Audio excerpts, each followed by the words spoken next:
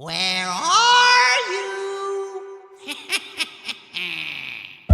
Before we dive into tonight's unsettling encounters, make sure to subscribe to my channel, or else I might just show up at your campsite. Today I'm going to tell you 5 terrifying camping events. I call them events because these actually happened. After you hear them, tell me, will you still dare to go camping? Now let's begin. I remember it like it was yesterday, even though it happened when I was just a kid. We were on a family camping trip in Colorado, nestled deep in the woods, far from any town or city. It was supposed to be a weekend of fun and adventure, but it turned into a nightmare that haunts me to this day. We had spent the day hiking, fishing, and roasting marshmallows by the campfire. As the sky darkened, we retreated to our old RV, ready for a good night's sleep. The RV was cozy, a little worn out from years of family trips, but it was our home away from home. That night, however, something felt off. I couldn't shake this uneasy feeling, a sense of dread that settled in my gut. I crawled into the small bed next to my mom. I was young enough that sleeping beside her still felt comforting. The warmth of her presence usually banished any fear I had, but not this time. As I lay there, staring at the ceiling, sleep eluded me. The forest outside seemed unnaturally silent, and every little creak of the RV sent shivers down my spine. Then, it started. A faint, almost imperceptible thump on the side of the RV.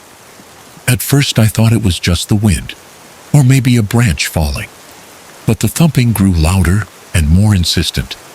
It became a heavy, deliberate pounding, as if something or someone was trying to get in. My mom woke up first. She sat up, her eyes wide with fear. "What is that?" she whispered, clutching me tightly. My heart pounded in my chest as I listened to the relentless banging. The whole RV started to shake. Whatever it was strong, stronger than any animal I could imagine. My mom's face went pale. She was deeply religious, and in moments of crisis, she turned to prayer. She grabbed her prayer book and began to read aloud, her voice trembling. "Holy Mary, Mother of God, pray for us sinners." Her words seemed to have the opposite effect. The pounding grew fiercer, and now it seemed like the thing was trying to tear its way through the roof. I wanted to look out the window to see what kind of monster was attacking us, but my mom wouldn't let me. She held me close, shielding me with her body. I caught a glimpse of a shadow through the curtains.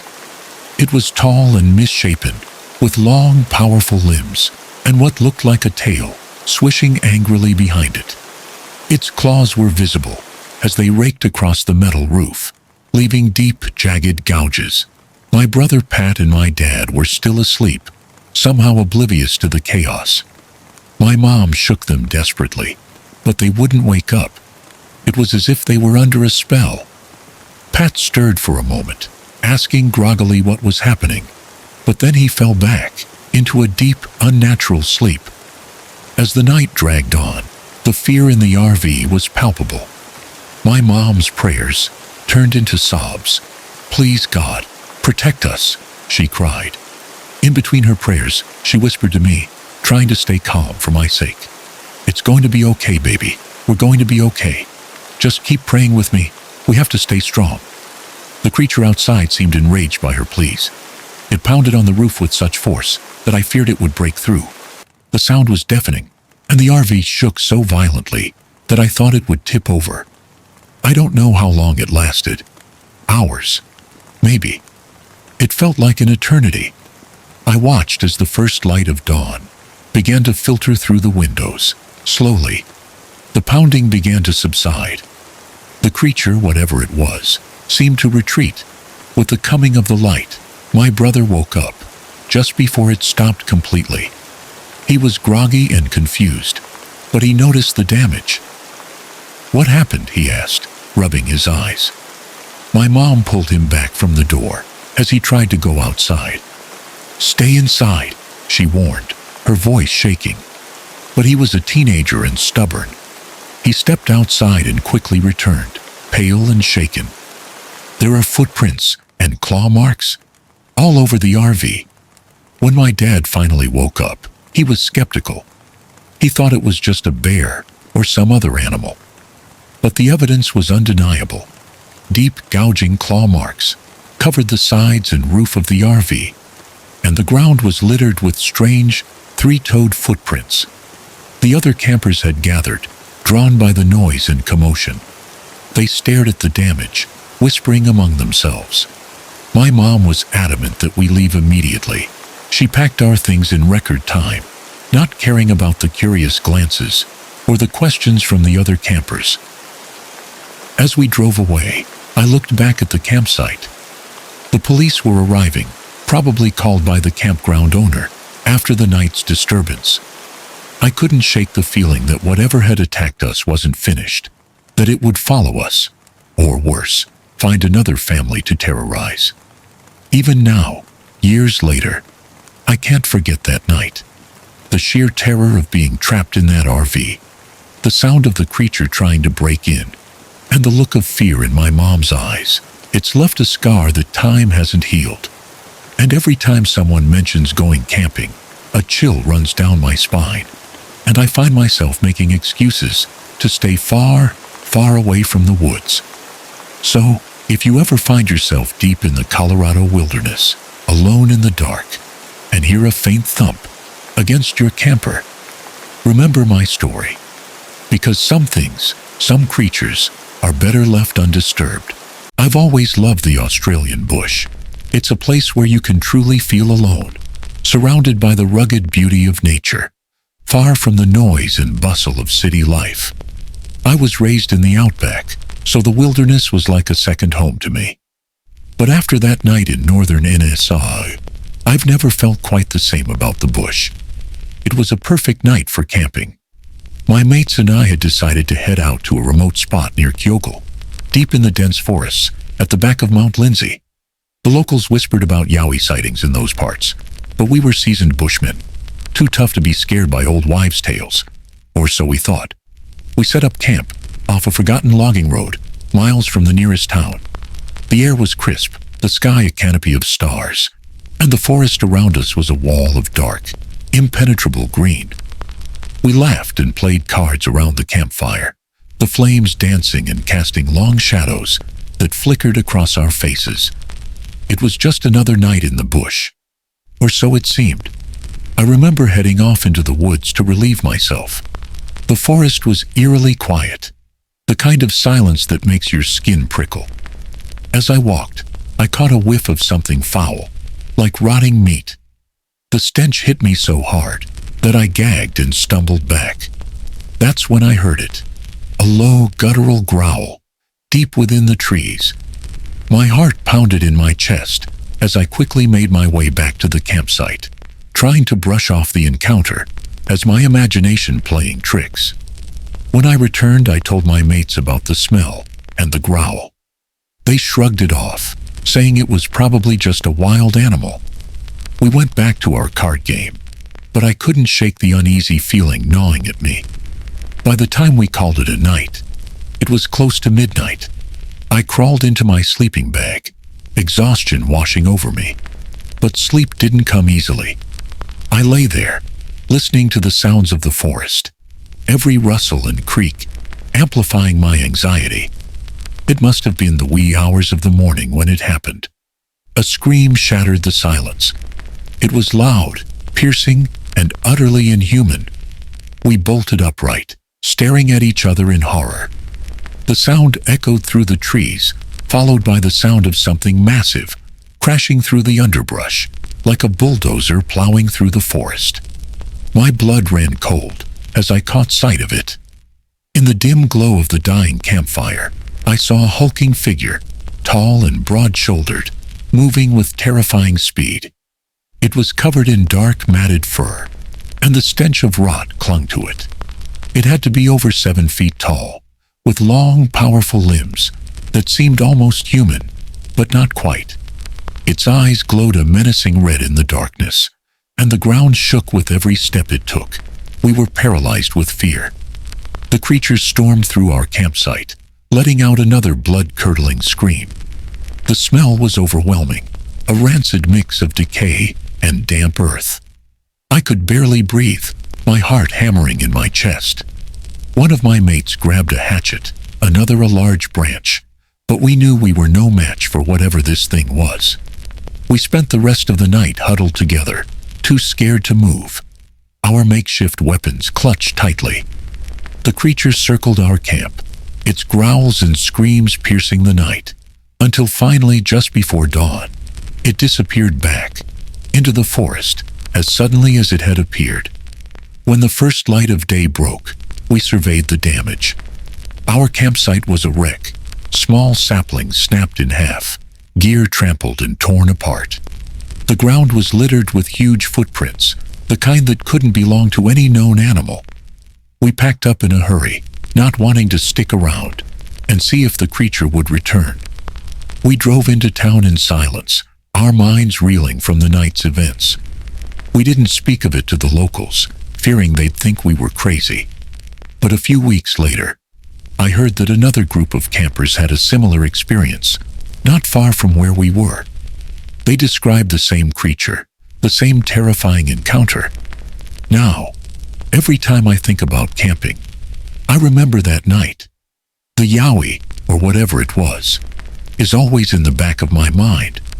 The bush, once a place of solace and adventure, now holds a darkness I can't shake. So, if you ever find yourself in the deep forests of northern NSAO, remember my story, because sometimes the tales you hear around the campfire are true, and the monsters in the dark are very, very real. Ohio's dense, sprawling woods have always held a certain allure for me. The forest's embrace, the whisper of the wind through the leaves, and the comforting presence of towering trees have always been my sanctuary. But after that fateful camping trip in the summer of 1982, the woods took on a darker, more sinister hue. It was supposed to be a simple weekend getaway. My friends and I had planned to escape the city's grind, retreating to a secluded spot deep in the Ohio woods. We were all seasoned campers, eager for a few days of peace and quiet. The trip began like any other, setting up tents, gathering firewood, and cooking over an open flame. The forest around us was alive with the sounds of nature, a symphony of chirping crickets and rustling leaves. The first sign that something had amiss, come with the rain. As night fell, a sudden downpour drenched our campfire and soaked our gear. We huddled under a makeshift shelter, laughing and cursing our luck, trying to stay dry. Eventually the rain tapered off, leaving the forest cloaked in an eerie silence. It was getting late, and with nothing else to do, we decided to turn in early. I crawled into my damp sleeping bag, listening to the sounds of the night. The forest, usually so full of life, now seemed unnaturally quiet. I could hear the steady drip of water from the trees and the occasional rustle of leaves, but beneath it all was an unsettling stillness. I must have drifted off at some point because I was jolted awake by a sound that sent chills down my spine. It was a howl, a long, mournful wail that seemed to echo through the trees. My first thought was that it was some kind of animal, but the sound was unlike anything I had ever heard. It was a cross between a scream and a roar, filled with an unnatural, almost human-like agony. My friends woke up too, their faces pale, in the dim light of our flashlights. "Did you hear that?" one of them whispered, his voice trembling. We all nodded, too scared to speak. The howl came again, closer this time, followed by the sound of something large, crashing through the underbrush. We grabbed our flashlights, the beams flickering as we pointed them into the darkness. One by one, our flashlights died, the batteries inexplicably drained. Panic set in as we realized we were plunged into complete darkness, with only the distant glow of the dying campfire to illuminate our surroundings. The sound of something heavy moving through the forest grew louder. Whatever it was big, and it was getting closer. We huddled together, clutching makeshift weapons, sticks and a hatchet, knowing they would be useless against whatever was out there. Suddenly the crashing stopped, replaced by a series of hoots and screams that seemed to surround us. It was as if the creature was toying with us, circling our campsite, letting us know it was there. My heart pounded in my chest, each beat echoing in my ears. I could feel the terror rising, a primal fear that gripped me and wouldn't let go. We sat there, frozen in fear, as the creature continued its eerie calls. The sounds seemed to come from all directions, confusing and disorienting us. I could hear the heavy footsteps, the snapping of branches, and the occasional rustle of leaves, but I couldn't see anything. The darkness was impenetrable, and every shadow seemed to hide some lurking horror. At some point, exhaustion must have taken over, because the next thing I remember is waking up to the first light of dawn. The forest was quiet again. The only sounds the chirping of birds and the rustling of leaves in the gentle breeze.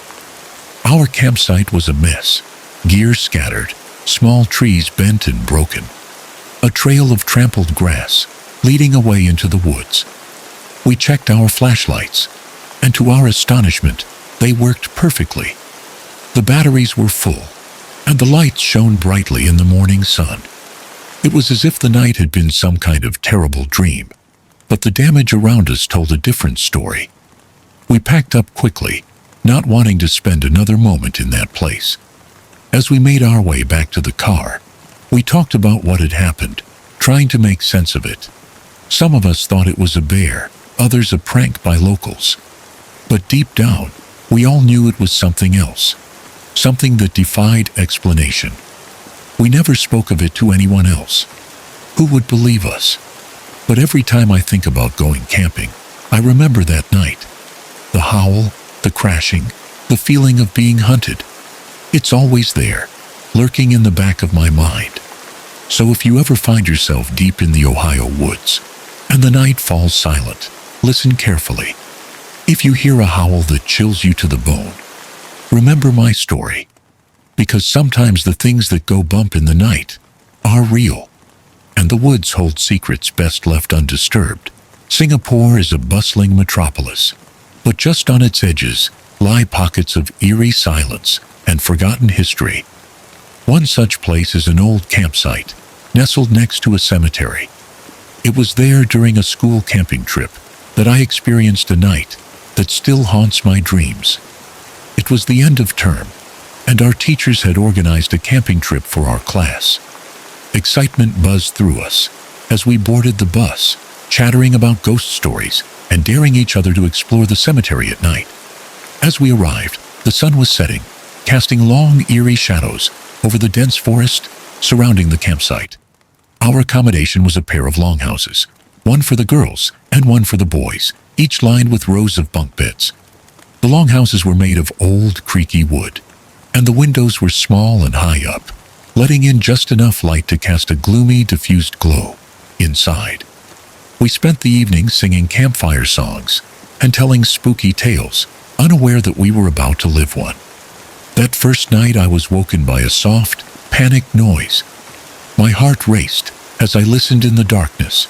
It was coming from the other side of the longhouse, where the bunks were closest to the massive wooden doors. I crept to the end of my bed, squinting through the dim light, trying to make out what was happening. My friend Amy was at the far end, sitting bolt upright, her eyes wide with terror. I saw her pointing at something near the door, her lips moving silently, in a desperate prayer. As my eyes adjusted, I saw it too. A woman with long white hair, her skin pale and almost translucent. She was dressed in a tattered white gown, her eyes dark pits of nothingness, and an eye on her forehead that seemed to burn into you. Fear rooted me to my spot. Every instinct screamed at me to hide, to make myself small and invisible. The woman was pointing at Amy, with long, bony fingers, her nails black and rotten. Amy scrambled off her bed, trying to wake her friend beside her, but the girl remained oblivious, lost in deep sleep.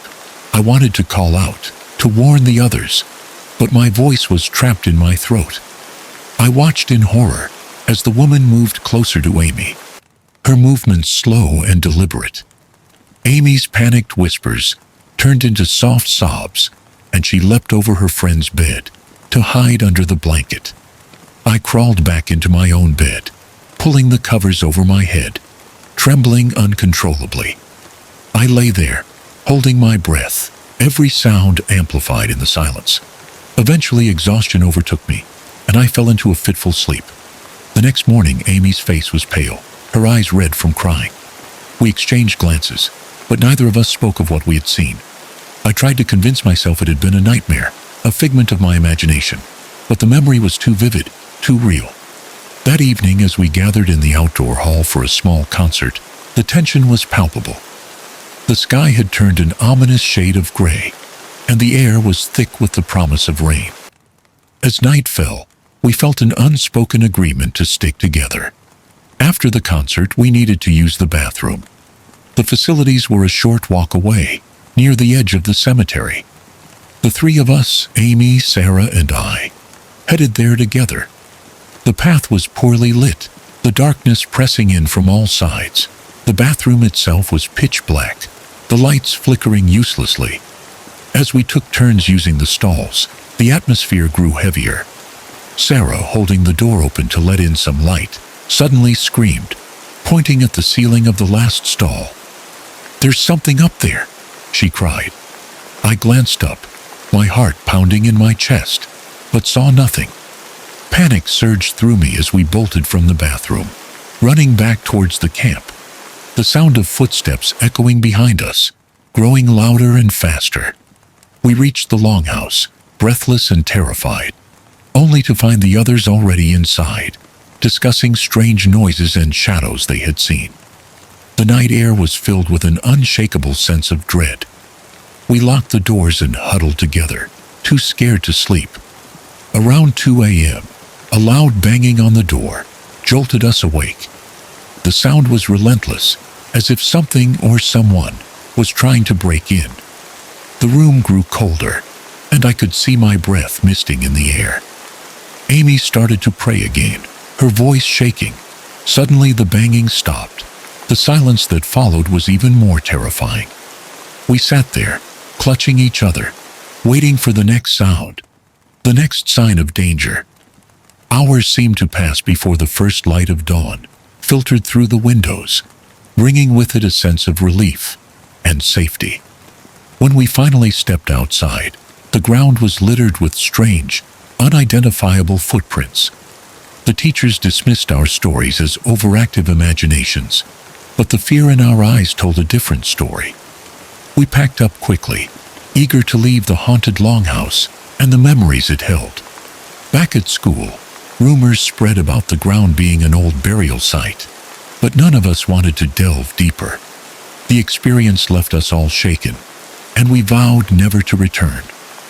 To this day, the memory of that night lingers, a shadow that creeps into my thoughts whenever I hear a strange noise in the dark.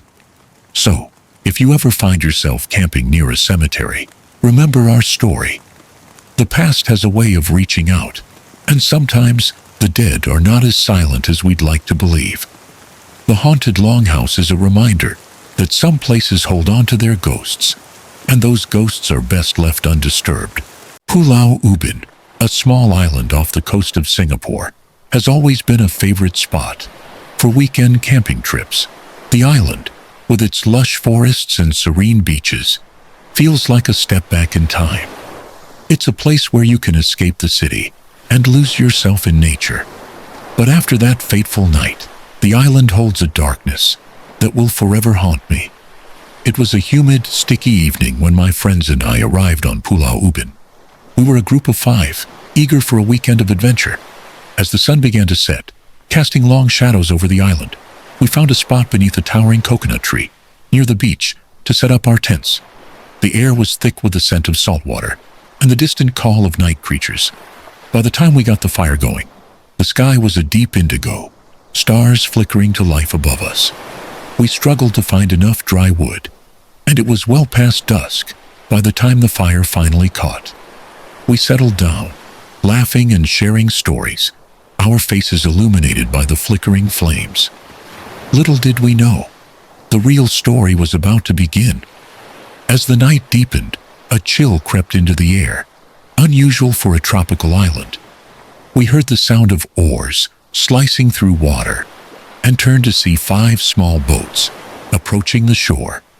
At first we thought it was just local fishermen, but as the boats drew nearer, we realized something was very wrong. The figures in the boats were almost transparent, like wisps of smoke given human form. They wore uniforms that looked like those of Japanese soldiers from old war movies, complete with long rifles and bayonet glinting in the moonlight. Panic surged through us, and we quickly doused the fire, hoping to avoid their attention. We huddled together in the tent, peering out at the ghostly procession. The soldiers moved in eerie silence, their faces expressionless, their movements mechanical. They marched past our tents, speaking in a language we couldn't understand, their voices low and guttural. The air around them seemed to shimmer with a cold, otherworldly energy. Just when we thought they would pass us by, they stopped. The lead soldier turned, his hollow eyes locking onto our tent. My heart felt like it was about to burst from my chest as he raised his hand and pointed directly at us. We could hear the distant echoes of screams, the roar of planes, and the thunder of explosions as if the past were bleeding into the present. The next few moments were a blur of terror. We saw images of villagers fleeing, their faces contorted in fear, and soldiers chasing them, their bayonets flashing. The ghostly soldiers seemed to reenact scenes from some long-forgotten battle, oblivious to our presence, yet all too real. One of my friends, Sarah, whispered, "This is where it happened. The Japanese occupied Pulau Ubin during the war. They must be reliving their last moments." Her voice was barely audible, trembling with fear. I remembered hearing something similar in the stories passed down by my grandparents, tales of war and suffering. The ghostly soldiers continued their march, disappearing into the jungle, their haunting presence leaving a palpable chill in the air. We sat there, too scared to move, until the sounds of battle faded into silence. The island was still once more, the only sound the gentle lapping of waves on the shore. Dawn broke, casting a warm glow over the beach, but the memory of the night lingered like a shadow. We emerged from the tent, our legs shaky, our minds reeling. The sand where the soldiers had walked was undisturbed, no footprints, no sign of their passing, as if they had been figments of our collective nightmare. Desperate for answers, we headed to the National Library as soon as we returned to the mainland. We scoured old records and books about Pulau Ubin, finding accounts of the Japanese occupation and the brutal massacres that had taken place there. The island had seen its share of horrors, and it seemed those restless spirits still roamed, reliving their torment. The experience left us shaken. We decided never to speak of it again, hoping to bury the memories, along with the ghosts of Pulau Ubin. But the island's shadow remains. Whenever someone suggests a camping trip, I feel a cold shiver of dread. So, if you ever find yourself on Pulau Ubin, beneath a canopy of stars, remember my story. Because sometimes the past doesn't stay buried, and the ghosts of history are all too real. The island holds secrets best left undisturbed, and its spirits are not to be trifled with.